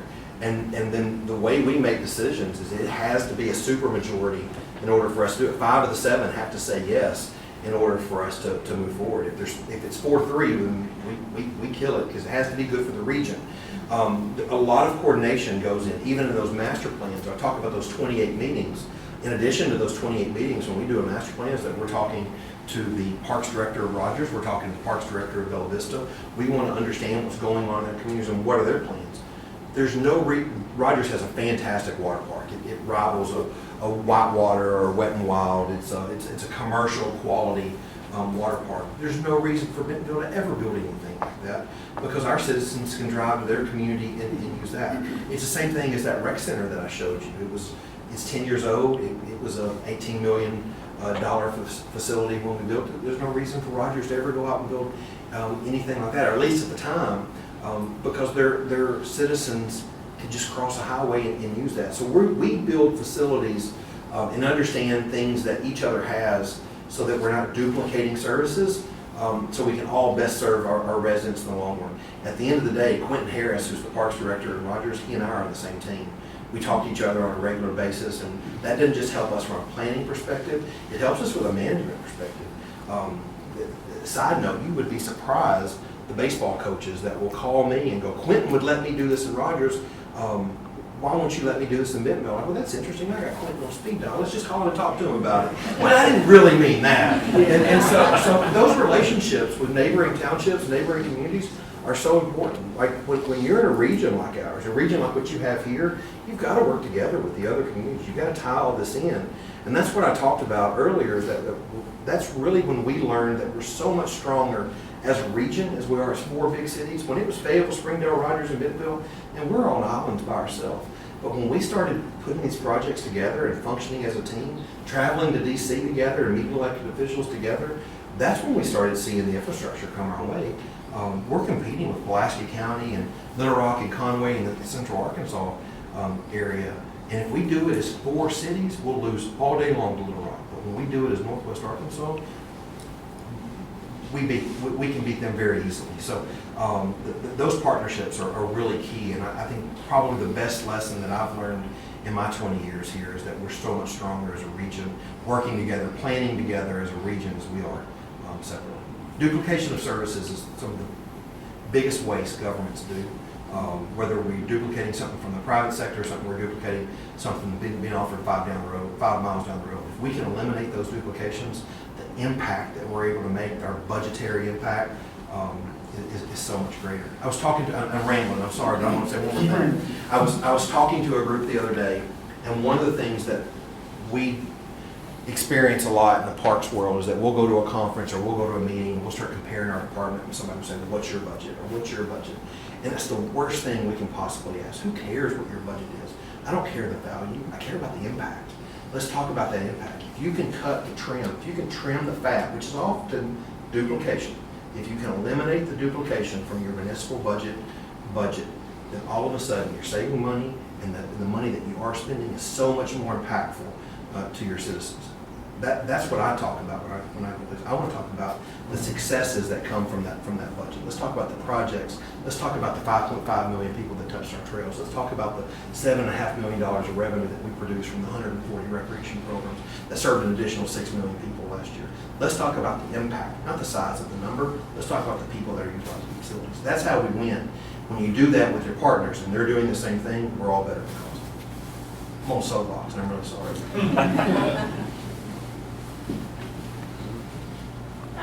We went to Bentonville twice in this last year with my family of 6. I have a 7-year-old that did 15 plus miles every day, staying in Bella Vista, biking all the way in. Your promenade, he even turned around and he said, Mom, I'm so safe. Like, tell me another space that my kid can bike 15 plus miles for a whole week. We did it almost every day, biking into town. And he's noticing your art. I mean, we're stopping, we're climbing the turtle. Yeah. We're stopping at the bridge because it whistles with the wind. Yes. I mean, it's just Isn't that cool? so cool. Yeah. And he's noticing all of that. We saw that fire truck and Yeah. he feels safe out there. He's seeing that. My cargo bike can hold my kids' Strider bike, so we're stopping. The kids are doing the bike part. I'm going to take you on the road. You're doing a better job. It's so good. And your kids were in school when we were there, so we're seeing, we're getting ice cream, of course, every day at Walton 5 Dime.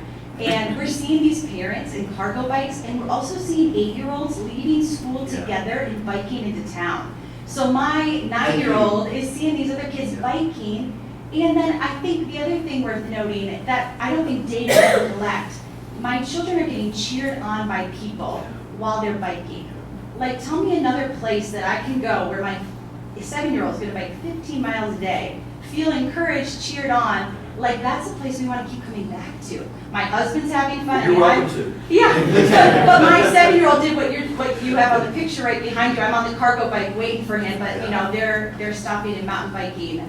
So I think that's the other interesting thing is like, I don't think data collects that piece of happiness. I agree. And my kids see active people, like everybody's walking, that promenade's full of people out walking, running, having lunch together, like that stuff you can't measure.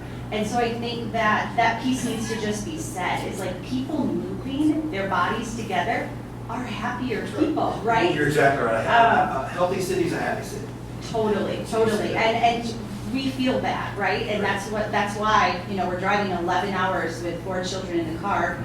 That part's the tricky part, right? Yes. But it's worth it. We know when we get there that our kids are gonna be moving with us and we're gonna be, and then the safe piece is really huge. Like, it is tricky to bike with young children, you know, through a town, but you have thought through that.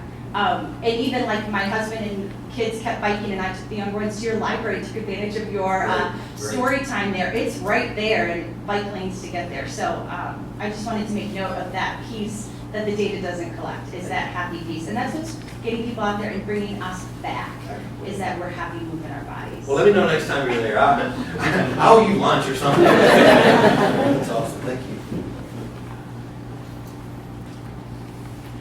Kind of related to that question, you had that. Oh, good. Oh, good. I'm not going to be as good as her, that was amazing.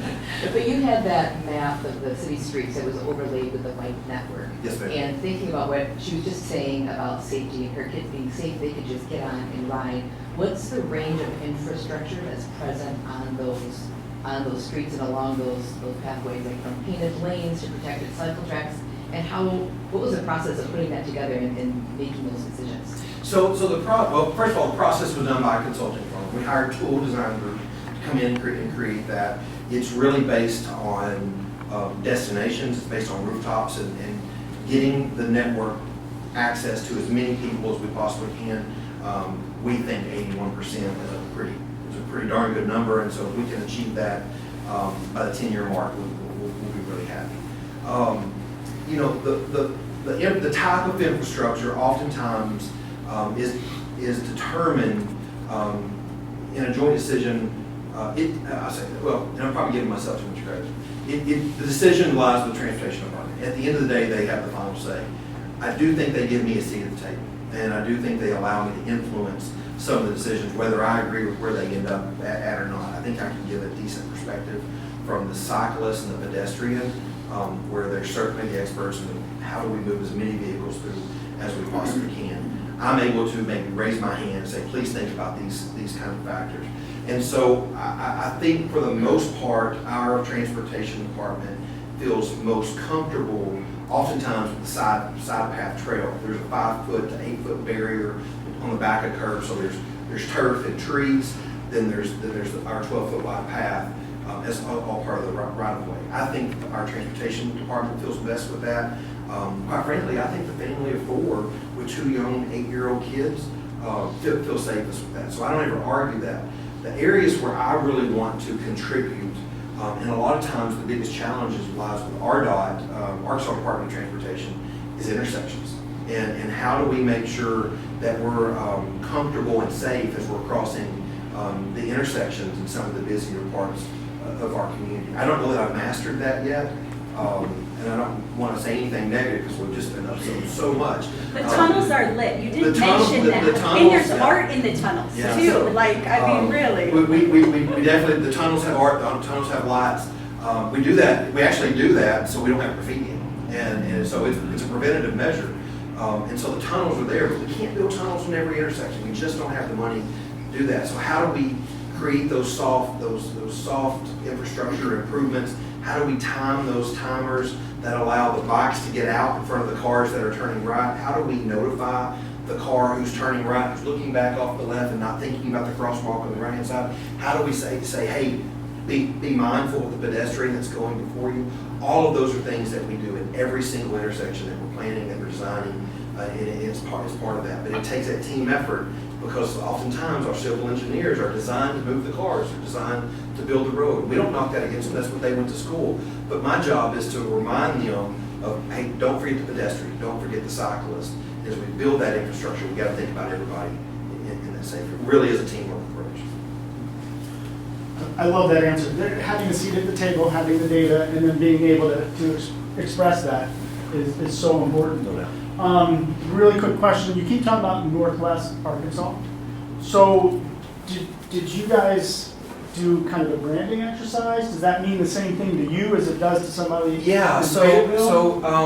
yeah. You know what? I think there's two things that we talk about when we talk about branding. We talk about Northwest Arkansas. And Northwest Arkansas is geographical, and it's a term that we've used. You know, I've been in Northwest Arkansas since the early '90s. I've heard leaders talk about Northwest Arkansas since the day I arrived. So I don't know that there was a lot of branding exercise going into Northwest Arkansas. The branding that we have done is when we talk about projects like Oz Trails, when we talk about our trail network and the trails that we're building in Benton County and Bentonville and Bella Vista, along with the trails that they're building in Fayetteville and Springdale, Lake Weddington area, and some of the areas further south of us, is that we recognize that when somebody travels from Holland, Michigan, they may not want to ride just in Bentonville the whole time. There's great trails in Fayetteville, and we want you to see it. So what we really did, in collaboration with the regional planning, in collaboration with the Walton Family Foundation, the Walton Family Foundation loved the idea and helped us really, bring in a top-level designer, a top-level branding firm to help us to put it together. But they hired a marketing firm out of Birmingham, Alabama, who developed the whole word Oz Trails, and it's based on Ozarks, the Ozark mountain range that we're in. If you look at the colors of the logo, it really is the colors of a sunset in the Ozarks, and so it's got the Arkansas, the state of Arkansas. It says Oz Trails underneath it. And I was in Steamboat several years ago. It was actually during COVID. It was our getaway kind of deal. And we were in a shop, and the proprietor, the guy that owned the shop, candy shop, had an Oz Trails hat on in Steamboat, Colorado. And so we know it's working. So we have done some branding. It helps us with that. When I talked about Park City earlier, and they ran that ads like, you'll never get this in Oz, they were talking about us. And so it's those kinds of things. So we have done some branding. The Northwest Arkansas thing just fit naturally because it really is the region.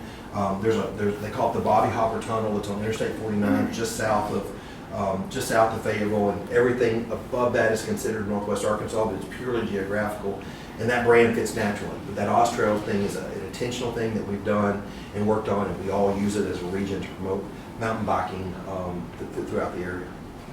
Nice. Branding's important. I mean, you got to be able to tell your story. You got to be able to talk about it to people that are out there, and those logos, that brand is an important part of it. All right. So CJ Allen's with Hudsonville, get to go down to. I'm so sorry. Oh, you got a call come through. Yeah, my phone usually stays on silent. No. I'm so sorry. That was good. That's the oldest. So been able to watch Bentonville transform over the last 10 years as we sell our product down there to your Small retailer there in town. Small retailer in town. So curious, as you were working through kind of the Catalyst project with Tom on the slaughter pen, Yeah. just early thoughts. What was the conversation like there, and then as it started to turn, where you started to see it pick up? Just was it Tom pushing it? What were some of the kind of core things that built the baseline there?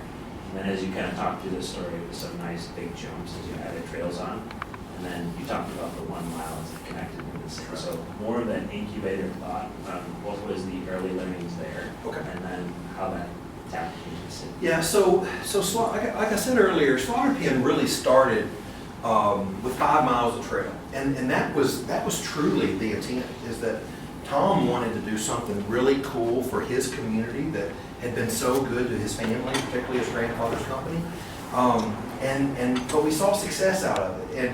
And a couple years later, those 5 miles they were packed. And if I'm out there on a mountain bike, I'd go 100 yards, maybe 200 yards, and I'd have to pull over because I had somebody coming the other direction. So we talked about what's the solution to that. Do we make certain trails one way? But that's not the best practice that we really want to do in trail design. So we talked about how do we go from there. The second 5 miles were because we started talking like, hey, the 5 miles are packed. And Tom certainly had a vision, but he wasn't imposing it on anybody. He knew what we could do with the land out there, but it took us going to him or going to the family and say, what do you think about helping us double the amount of trails? And it's 100% because of the use that was there. That's when Tom kind of spilled the beans. He's like, happy to do 5 miles, but I think we can do a little bit more. And so that's where phase 2 and eventually phase 3 of Slaughter Pen came that gave us that full 25 miles. At the end of the day, it's so important that the demand come from the users, not be forced upon the users, because all of a sudden the city will end up with a piece of infrastructure out there that nobody's really interested in. And there's nothing uglier than a public space that nobody's in. It ends up not being maintained well, not used well, and it becomes unsightly. And so you really want to make sure that infrastructure is built in a way, it's smart in a way that makes sure people are using it, make sure the demand is there, and go from there. But also, what you can do to help with that 5 miles is promote it. Promote it in town. Make sure that you've got websites. Make sure you've got programs. Activate that space. So good quality programs in that 5 miles of teaching people how to mountain bike, do mountain bike camps out there in the summertime for school-age children, and different programs that you can put in there. One of the events that we used to have in that space was called the Slaughter Pen Jam. It was a mountain bike race. Did it every October. And I don't know, we'd have 200-300 people in the first couple of years. But by the time it was done, it had 1,000 people in it. And so activate those spaces with events to create that demand, and more happen. Tom had influence. Tom Walton had influence in helping that. But the demand came from the citizens. The demand came from people that was using it. My former mayor, who didn't care a whole lot for mountain biking, he wouldn't get in the way. He supported something from a recreation standpoint, but he didn't really care about mountain biking. But I heard him say to Tom and Stuart Walton one day, he's like, all I know is that I'm driving through town and I feel like half the cars have a bike rack on the back of them. He's like, I understand that there is something going on in this community. So allowing it to be organic was really important, and I think really important to our success. But there was intentional activation of that space to get more and more people out there and introduce the sport to them.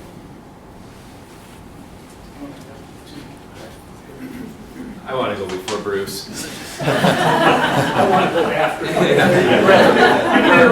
I'd rather. So this is actually a question I'm going to direct at Jason, and then maybe you can give him some feedback at this. So we live in a community that has multiple greenways, tons of green spaces, bike parks, organizations that run bike programs, a lot of the things that you're talking about. But I think what we're lacking is this asset map and regional plan that pulls it all together. So what's it take, Jason, for us to go from a conversation today to action? And you are the guy that is kind of in that seat, so and I don't want to be in that seat, so I'm going to push that over to you. What does that look like? Well, here, I'll even though I know I can talk about it. And then Bruce can talk once you're done. Okay, fantastic. So we just finished our non-motorized plan at the MAC. And what we were doing is we made sure we went to every one of our members, asked what's important. Some of them had non-motorized and trail plans already. So we wanted to make sure that their voice and their plan was, they could see it in our plan, but we wanted to make sure we knew where the gaps were. So now we can start prioritizing how we fill those in. And we're doing the trail counts as well. So we've started it, like we have kind of our base. And I think what I want to do, and kind of work with my board and certainly work with all of the public as well, is just figure out how do we promote it, how do we explain it a little bit more, how do we get it out a little bit more. But it did just start. Like we just finished it this past year. So we're there, we're getting there. Is the desire to have a regional plan then that we can all? Because that's what I hear David saying, right? It's yeah. like if we all do our own little plans and work on that, we will maintain that fractured and fragmented thing, or can we figure out how we do it in a larger regional scale? Because what we talked about internally was like, do we need to go out to each one of our members and have them adopt our plan? And I said, well, they already have their own plan, and this is our first, like I'm trying to baby step it a little bit, because I have the data and I have the information.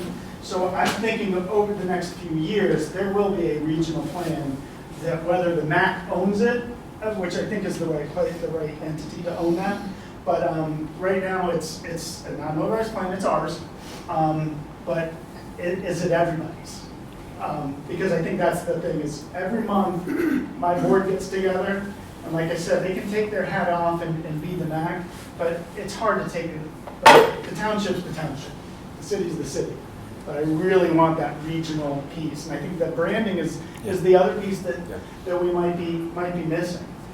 If we can get all of us on the same page, and then I can see in every member's plans that same whatever, if it's mountain biking, if it's trails, if it's economic development, It's connectivity. it's It's people, first. absolutely. It's always people first. So one of the things we did, Jason, is that our regional planning did put together a regional plan, and they did create something for every community. What they did do is that the 4 larger communities, Northwest Arkansas, actually already had a plan. And so what regional planning came in and did is they took the plans of the 4 cities and they made it part of their regional plan. They didn't change anything in the city. They said, you've already been to your citizens. We don't need to change that, but we need to help the smaller, the Centertons, that's the 8,000 person community.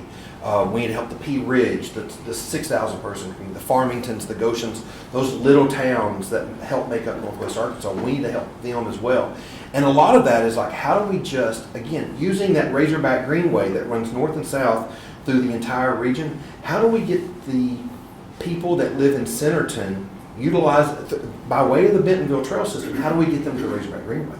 And so what do we do to help Bentonville and Centerton connect those dots or connect that infrastructure so the people who live in Centerton can still utilize the infrastructure? How can they, there's a lot of people that live in Centerton that work for Walmart Corporate. How can they ride their bike 5 miles to their office? And so it's those little things. It's easier said than done. Plans are a lot easier than action. But what I would tell you that the people in this room can do from action is help the cities, help the regional plannings, help the transportation planners that in the area, start helping them get access to build the infrastructure on. One of the hardest things I do is to get right-of-way acquisition or easement space to build the area. So if people in this room, if the business leaders of the communities can start identifying where these lines are on a map and say, one of these days this needs to be that type of infrastructure, then go to your city, go to the regional planning areas and start saying, hey, we've got 20 feet of space in the front area of our business and we're happy to donate it for future right-of-way. Those kinds of things help with that type of infrastructure, and it speeds the projects up so much when the municipalities or the region or the county governments already have the easements in place to be able to do it. Sometimes building is the easy part. Once you start construction, there is so much work that's already been done that people never even really see. If you can help the cities and the counties and the planners get some of those easements in place, it makes life so much easier and really will make it quicker. I hope that answers that, Travis. No, that's good. And I'm right with you. That's the plan. That is the plan, is to really tie everything together. Well, as always, Travis stole my question, so I'll try.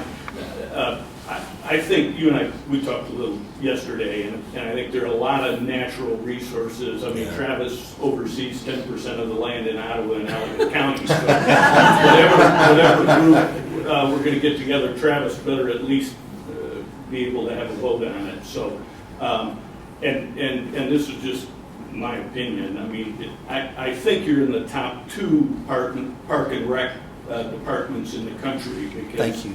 my exposure to the Holland Parks and Rec group is pretty stinking good. Yeah. Thanks There's nothing wrong with silver. You can leave now, Andy.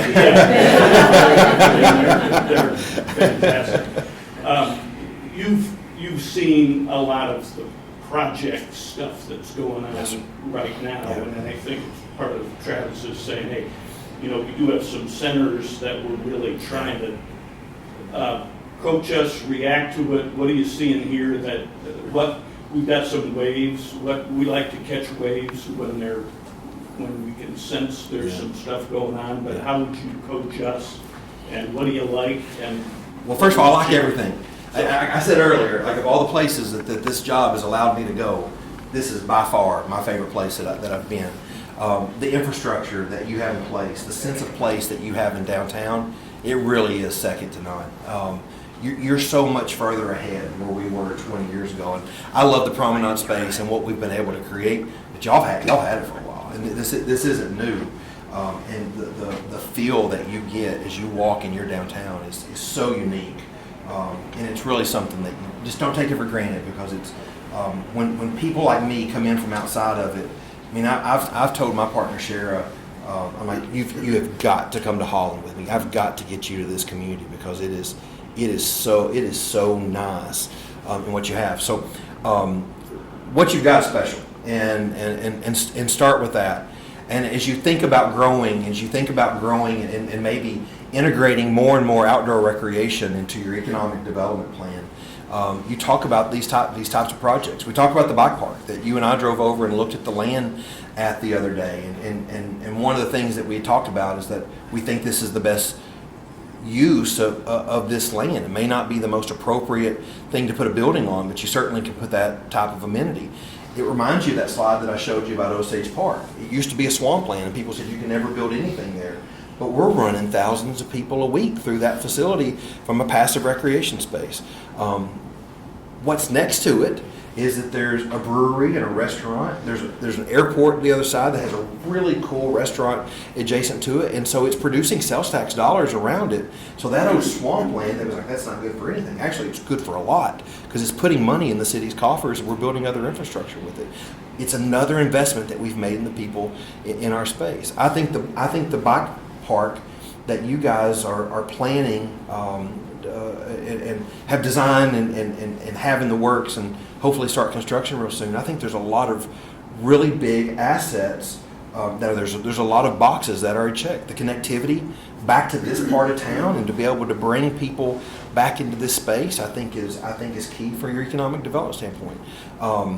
Jeff and I were walking down around the ice rink yesterday, and he's like, you can't see it from here, but there's the windmill and the bike park's over there. When you drove me across the bridge last night, I was blown away. That's actually what I told my partner about. I was like, you should have seen what I saw, and like this view that we had. I mean, it's postcard-esque that you have, and so I would take advantage of every single one of those things.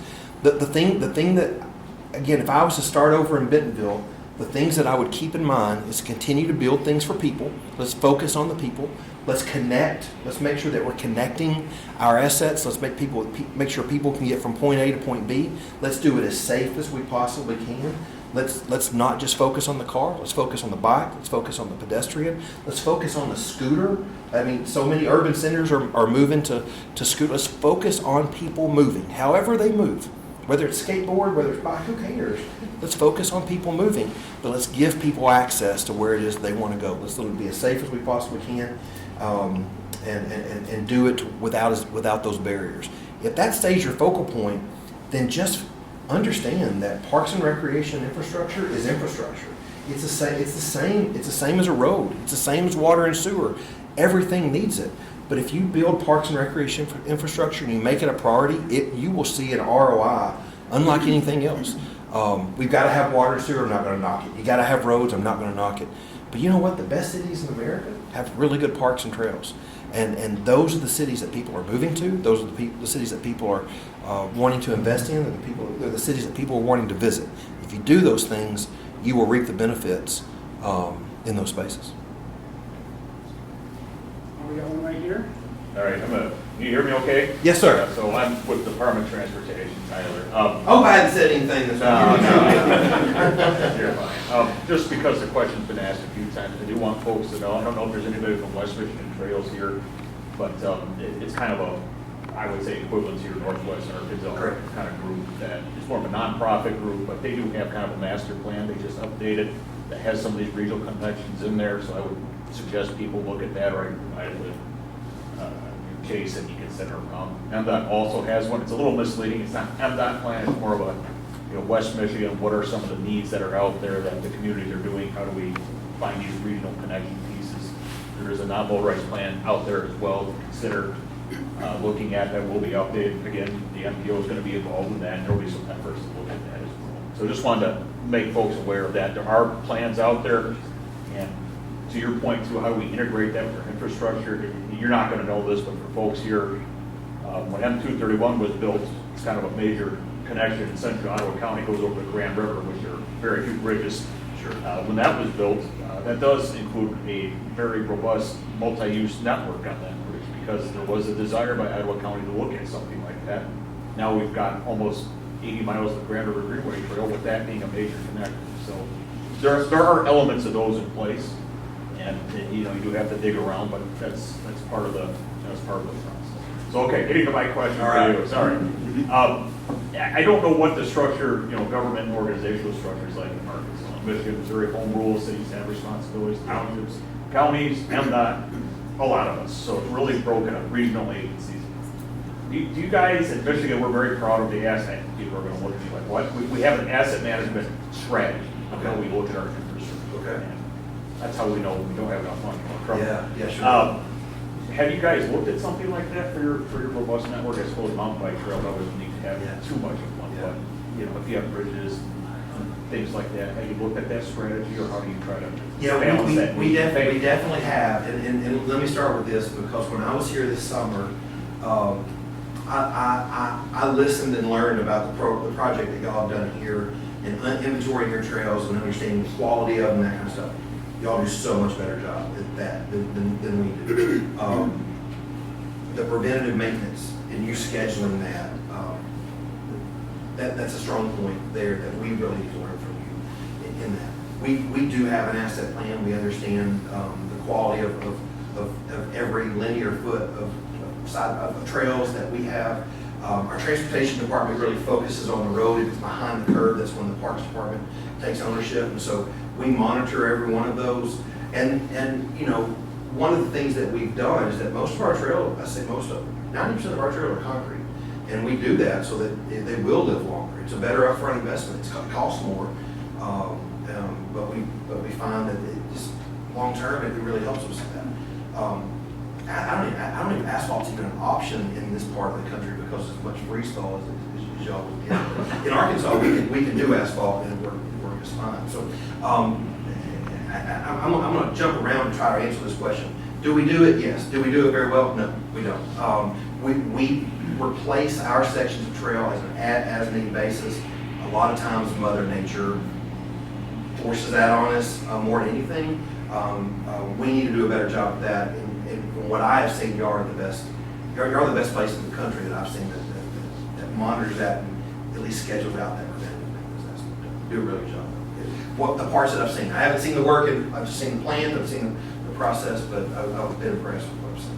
I wouldn't wade into the concrete versus asphalt discussion. That just There's two camps, that's for sure. I would appreciate your opinion on it, but I'm not going to get into it. Let's share it after we adjourn. This is going really well, So Hardy has a question over here, real quick, if you do, and then we have about 2 minutes. Thank you, Jason.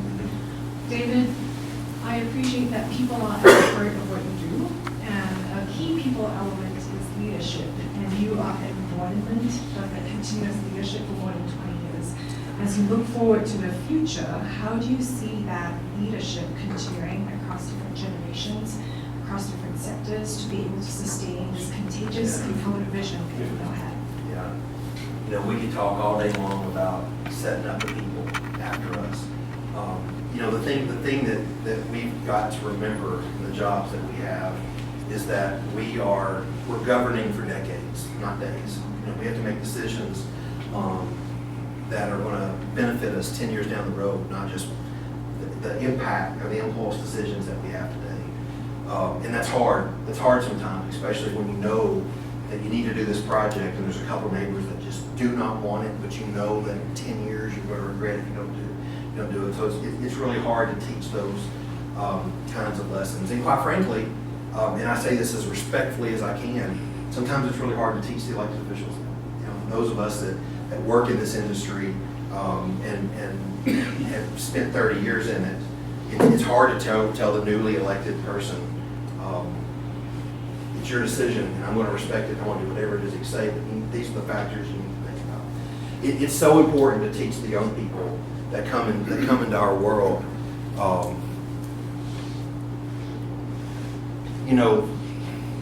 there's so much that you learn in college in the urban planning setting. There's so much that you learn in the volunteer world. There's so much that you learn as you come through here. But at the core of what we do, and it doesn't matter if you were in this profession in the 70s, the early 2000s, or you'll be at the 20s, 50s. At the end of the day, what we're doing is working for people, and we're serving people, and we can't ever lose focus of that. There's times that, I'm sure we've seen it, there's times that we lose focus, and we've done so much of this, we know what the public's going to say. We know what really the right thing to do is.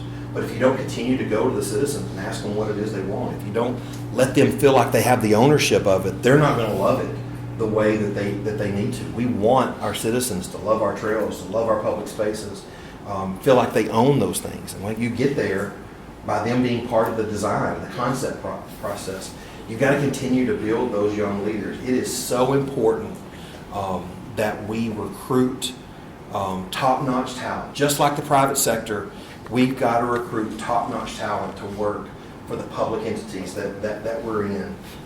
It's really important. It's hard. It is so hard to keep up with the pay scales that the private sectors do. The benefits are really important, but one of the things that we talk a lot about, I'm really close friends with our human resources directors. We talk about those pay plans that we create, and we compare them with other government agencies across the state. And I said, I'm tired of you comparing me with BD, Arkansas, or Lone Oak, Arkansas. Those are small towns that at home cost half of what they cost here.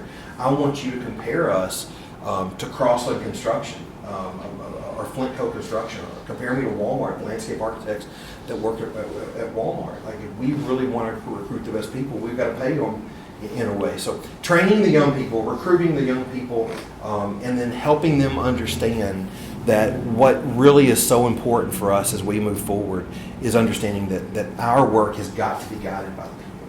And if you build things for people, if the people design it, the people create the concept, the people will love it, they'll help you maintain it. They'll create an environment where you can walk up and down the street at night, and a stranger from out of town will look for a piece of litter out of place and it's not there. It's that kind of thing, but it all revolves around the people, getting them involved early, keeping them involved throughout the process, letting them know that they own it after it's built. And we can't lose focus of that in our industry. Well said. Thank you, thank you. And I have an amazing staff over there on the wall, and I can say that we are doing exactly that, making sure that they have access to experts like yourself, as well as at our conference. We have some of the best engineering firms in the country, landscape architect firms. So making sure that we keep them, don't let them go. We've attracted, now we got to retain talent. All right, with that said, you have a plane to catch? I do have a plane to catch, but I do, first of all, thank you. Thanks for saying, we've been there 2 hours. And I didn't see anybody not off or anything. So thank you for that. The one thing that I do offer, and I hope you'll take me up on it, there's even a couple people in the room that have my cell phone number. You're welcome to call anytime. I hope you do call. But that's my email that's up there. If I ever can help you with a project, if I ever help lead some guidance, or just hop on a Zoom call and let's just talk about a project that you got going on or something that we got going on, I'm always happy to do it. I love the community that I work for. I won't turn down an opportunity to talk about it. And if you're ever there, please reach out to me. I'd love to have lunch with you and tell you more about it. But if there's anything I can do to help, just shoot me an email, and I'm happy to hop on or whatever call and lend a hand. So. Well, thank you so much. I appreciate the relationship. Certainly we want to continue it and build it. And we appreciate your... Next time you're coming to Bentonville. I'm on my way. Let's do this. I'm on my way. Make sure it's snowing.